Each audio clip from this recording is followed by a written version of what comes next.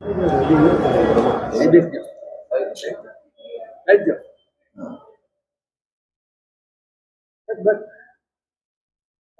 चाहना के द्वारा हमको गुलामी प्राप्त होती हो वो चाहना क्या होती है?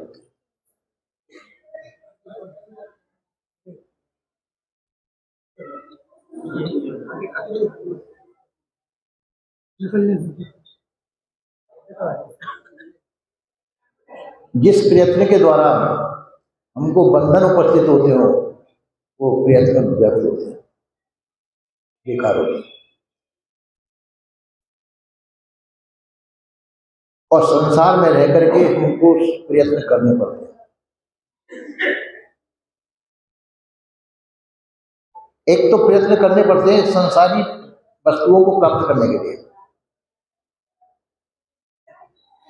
साधन सिद्धि के लिए हमको प्रयत्न करने पड़ते हैं। पर प्रयत्न किसको करने पड़ते हैं? जो अभी अपने लक्ष्य को नहीं पहुंचा है। लक्ष्य तक पहुंचने पर कोई प्रयत्न की आवश्यकता नहीं होती।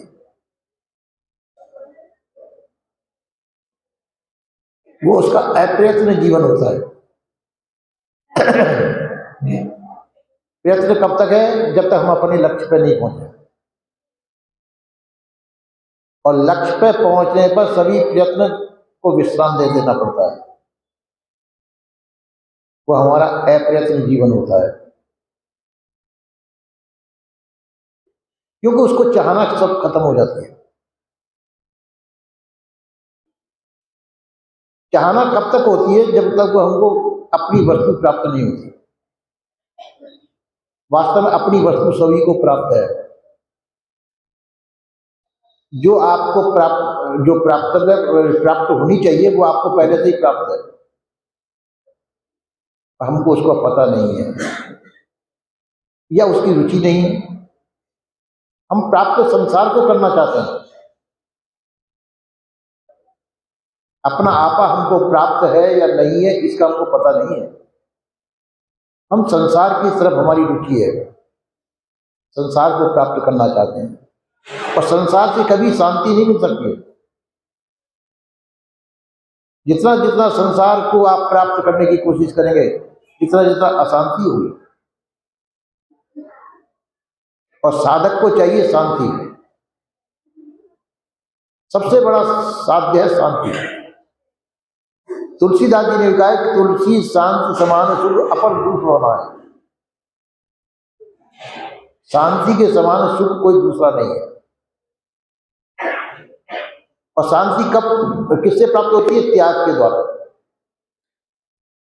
शांति की प्राप्ति त्याग से होती है। त्याग किसका है? विषयासुख का, विषयान सुख का त्याग होता है। रागत्मक जीवन का त्याग होता है। तो आप कह सकते हैं तो त्यागने का मतलब खाना पीना सोना सभी त्याग नहीं, इसको त्यागने की आवश्यकता नहीं। समय पे सोइए, समय पे खाइए, समय से, पर इन्हीं इच्छाओं का त्याग कर देना चाहिए, वासनाओं का त्याग कर देना चाहिए। कल भी मैंने कहा था वासनाओं के त्याग से आप सब कुछ पा सकते हैं, क्योंकि जो पाना है वो तो आपके प्रारंभ में मौजूद है। और संसार की वस्तु प्राप्त करेंगे, और संसार की वस्तु की आवश्यकता आपको नहीं है, आपके शरीर को है। और शरीर नाशवान है और वो वस्तु भी नाशवान है। संसार आपके काम कभी नहीं आएगा। संसार काम आएगा शरीर के काम आएगा। हम अपना जब तक शरीर को अपना स्वरूप समझते रहेंगे तब तक हम अंधकार में हैं। शरीर आपका स्वरूप नहीं है, आप शरीर के संचालक हैं, शरीर आप नहीं। तो ये अज्ञानता के कारण हम संसार में भटकते हैं। खोजते कि हमको कुछ प्राप्त होगा, कुछ प्राप्त होगा, कुछ प्राप्त होगा, प्राप्त करने को कुछ चाहिए नहीं। जिनके अंदर कल्पना लगी हो कि देवी देवता भूत प्रेत ईश्वर खुदा परमात्मा कुछ प्राप्त होगा, परमात्मा की प्राप्ति की इच्छा है और परमात्मा कोई वस्तु नहीं है। और मान लो कोई, आप मान लीजिए लोग बात कहते हैं परमात्मा है, ऐसा मान लिया जाए, उसकी आपको आवश्यकता नहीं तो उसको क्या करेंगे आप लेकर के? परमात्मा नाम की कोई वस्तु नहीं है।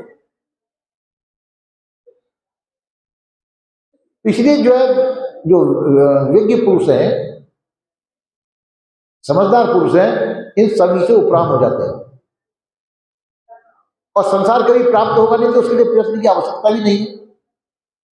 संसार आपको कभी प्राप्त नहीं हो सकता।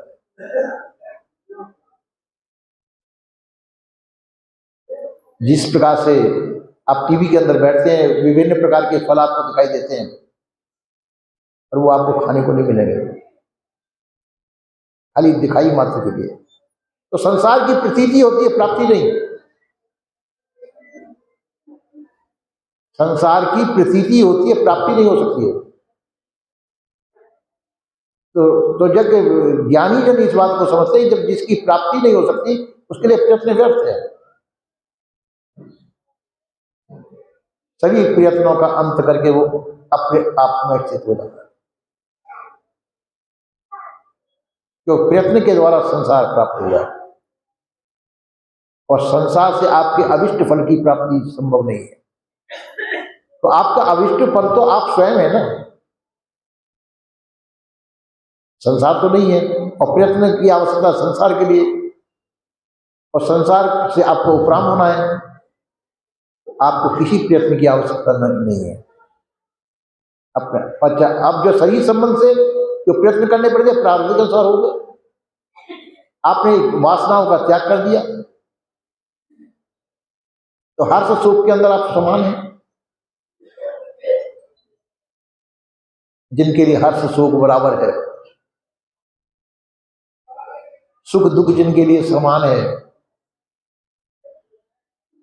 ऐसे पुरुष धन्यवाद की प्राप्त है।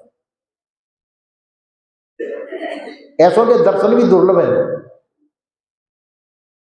जो संसार में रह करके संसार से उपराम है। आप कहेंगे कहां मिलेंगे वो पुरुष?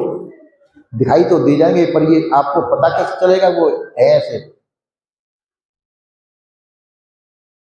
जो संसार में रहकर के संसार की चाहना से जो मुक्त है,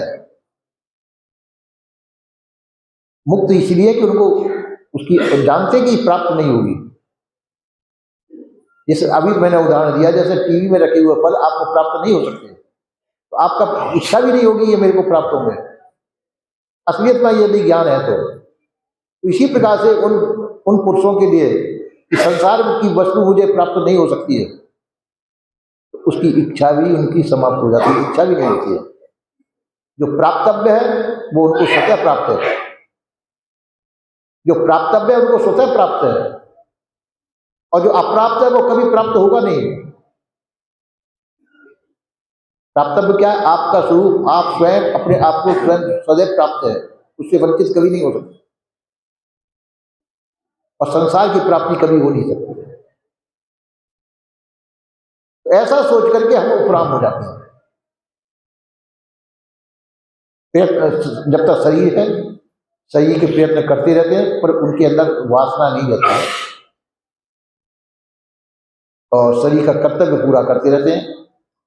और कर्तव्य करना भी चाहिए, शरीर है जब तक। पर ये कि शरीर के द्वारा ये नहीं कहे कि हमको कोई ऐसी चीज प्राप्त होगी जो कुछ दुर्लभ हो, वो सब चीज संसार की है, और संसार कभी आपके काम का नहीं है। आप आपके काम है, वो आप सदैव आप अपने आप में प्रतिष्ठित हैं। अज्ञानी भी अपने आप को प्राप्त है, जो अपने आप को नहीं जानता वो भी अपने आप को प्राप्त है, और ज्ञानी भी अपने आप को प्राप्त है। अज्ञानी को ये फर्क है कि वो अपने आप को जानता नहीं है। अपना आपा सभी को प्राप्त है, चाहे ज्ञानी हो चाहे अज्ञानी हो। ज्ञानी उस चीज को जानते कि जो मेरा प्राप्तव्य मुझे स्वतः प्राप्त पहले से ही है, तो संसार से वो उपराम हो जाता है। और जो ये नहीं जानते कि मेरा परम लक्ष्य क्या है, तो उसके लिए प्रयत्नशील रहते हैं। वो सोचते हैं कि परमात्मा प्राप्त होगा, देवता प्राप्त होंगे, फिर रिद्धि सिद्धियां प्राप्त होंगी। कुछ भी प्राप्त होने वाली चीज नहीं है। इसलिए ऐसे जो ज्ञानी पुरुष सभी चीज से उपराम हो जाते हैं कि संसार की हमको चाहना, सभी प्रकार की चाहनाओं से मुक्त होते हैं। जो सभी प्रकार की चाहनाओं से मुक्त हो गए, वही शहंशाह है, जिसको कुछ भी नहीं चाहिए और चाहनाओं से होगा भी कुछ नहीं। चाहना शरीर के लिए होगी, शरीर को भी वही प्राप्त होगा जो उसके प्रारंभ में है, और जो प्राप्त होगा वो आपको नहीं मिलेगा। इसलिए सभी से उपराम होकर के अचाह पद में स्थित होते हैं। ऐसे ज्ञानी पुरुष अचाह पद में स्थित होते हैं, और जो अचाह हो चुका है वो सभी बंधन से रहित होता है। चाहनाओं के द्वारा ही हमारे बंधन होते हैं, और जिन्होंने चाहनाओं को मिटा दिया विवेक पूर्वक, जिन्होंने विवेक पूर्वक सभी चाहनाओं का अंत कर दिया, वह स्वतंत्र और स्वाधीन है, जो सभी को मानव मात्र को हो जाना चाहिए। यही विराम लेता हूँ। बोलिए श्री सद्गुरुदेव।